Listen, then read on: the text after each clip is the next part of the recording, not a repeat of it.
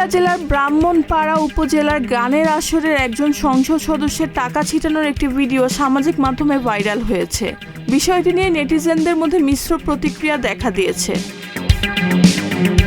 ভিডিওটি কুমিল্লা ৫ আসনের সংসদ সদস্য জসিম উদ্দিনের ব্যক্তিগত ভেরিফাইড ফেসবুক আইডি থেকে লাইভ প্রচারের পর ছড়িয়ে পড়ে।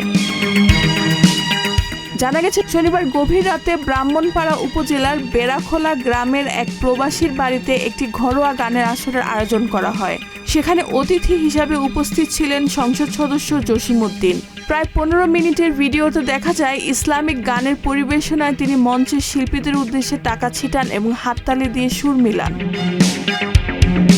ভিডিওটি সামাজিক যোগাযোগ মাধ্যমে বিভিন্ন ধরনের প্রতিক্রিয়া দেখা গেছে। অনেকে বিষয়টিকে অশোভন হিসেবে মন্তব্য করেছেন। এ বিষয়ে স্থানীয় রাজনৈতিক নেতাদের কেউ কেউ সমালোচনা করে বলেন, একজন জনপ্রতিনিধির এমন আচরণ সমীচীন হয়নি। তবে এ বিষয়ে সংসদ সদস্য জসিম উদ্দিনের বক্তব্য পাওয়া যায়নি, কারণ তিনি ফোন রিসিভ করেননি। রেহানা বেগম, প্রজন্ম ২৪।